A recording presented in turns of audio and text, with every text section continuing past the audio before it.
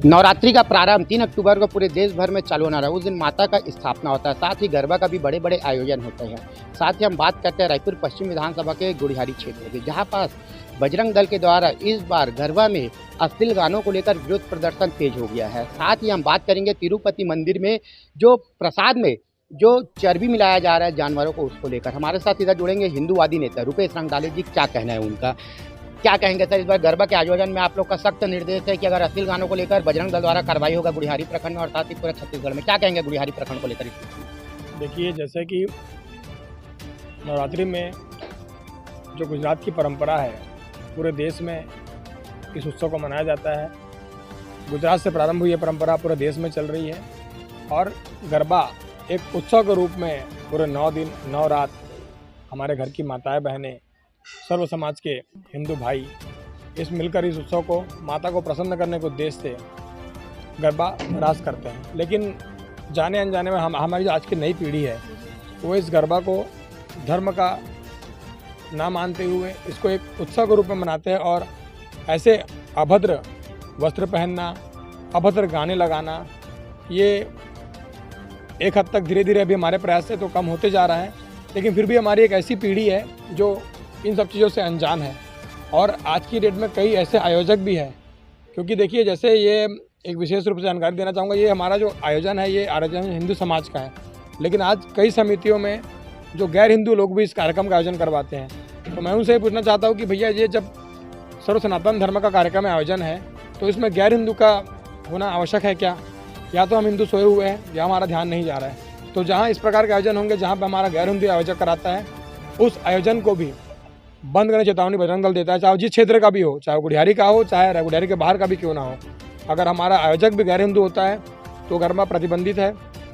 दूसरी चीज़, इस गरबा कार्यक्रम में अगर कोई गैर हिंदू प्रवेश करता है तो उसका प्रवेश भी वर्जित है। इसलिए हम निवेदन भी कर रहे हैं, हमने सोशल मीडिया के माध्यम से निवेदन भी किया है और समितियों से बात भी कर रहे हैं कि आप जो गरबा करवाते हैं, गरबा में प्रवेश द्वार पे ही माथे में तिलक कम से कम अवश्य लगवाएं। क्योंकि जो हिंदू होगा वो माथे में तिलक लगाने से परहेज नहीं करेगा, क्योंकि उस गरबा प्रांगण में हमारी हिंदू माताएं बहनें भी आती है और उसका कई क्षेत्र ऐसे हैं जहाँ पे हम लोग ध्यान नहीं दे पाते हैं। कई गैर हिंदू भी उस गरबा प्रांगण में घुसते हैं और इन 4-5 दिनों की रातों में ऐसी कई घटनाएं घटती हैं और सबसे बड़ा जो लव जिहाद का विषय पनपता है, उसका प्रमुख जो केंद्र है, कारण है, ये गरबा उत्सव होता है। जी सर, तिरुपति बालाजी मंदिर में जानवरों के चर्बी बना के प्रसाद को बांटने का मामला सामने आया था, पुष्टि हुआ, तो इसको लेकर आप क्या कहेंगे? इसको लेकर बजरंग दल द्वारा विरोध भी होने वाला है, क्या करेंगे, क्या कहेंगे? देखिए, सबसे बड़ा धर्म का केंद्र तिरुपति बालाजी मंदिर पूरे भारत देश में, पूरे विश्व भर से हमारे जितने हिंदू सनातनी भाई हैं उसको केंद्र मान करके अपना तन मन धन समर्पित करके वहाँ एक भाव से जाते हैं। हमारा लगभग 70 से 80% हिंदू समुदाय ऐसा है जो मांस मदिरा का व्यसन नहीं करता है, क्योंकि हमारा संस्कृति, हमारा धर्म उसको हम किसी अनुमति नहीं देता। और विशेष रूप से हमारा जितने सनातनी भाई जब मंदिर में जाते हैं तो प्रसाद के स्वरूप में शुद्ध और सात्विक प्रसाद को ग्रहण करने का विचार रखते हैं मन में। लेकिन वहाँ पे जो प्रसाद बनाई गई, उस प्रसाद में जो घी का इस्तेमाल हुआ वो चर्बी युक्त घी था। तो कहीं ना कहीं ये गलती प्रशासन की, क्योंकि वर्तमान में सरकार जो वहाँ पे है, देखिए ऐसा है कि आजकल जो बड़े जितने मंदिर हैं हमारे पूरे भारत देश में, इन मंदिरों का संचालन, जहाँ बड़ी आवक होती है, उनका संचालन सरकार करती है। तो सरकार के हाथ में होने के कारण सरकार सिर्फ उसको एक सिस्टम बना कर रख दी है। आस्था का केंद्र है, धर्म का केंद्र है, वहाँ पूरे हिंदू सनातनियों का 1-1 रुपया धन लगता है, जो दान देते हैं वो लगता है। उससे वहाँ पे करोड़ों का, अरबों का टर्नओवर होता है। उस पैसे से उस सरकार के कई काम भी हो जाते हैं।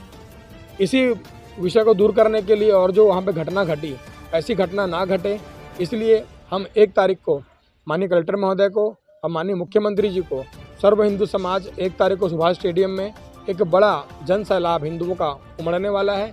और उस जन सैलाब के माध्यम से हम संदेश देना चाहेंगे कि देखिए, जितने भी हमारे जो मंदिर है, उन मंदिरों में अधिकार जो है हिंदू समाज का होना चाहिए।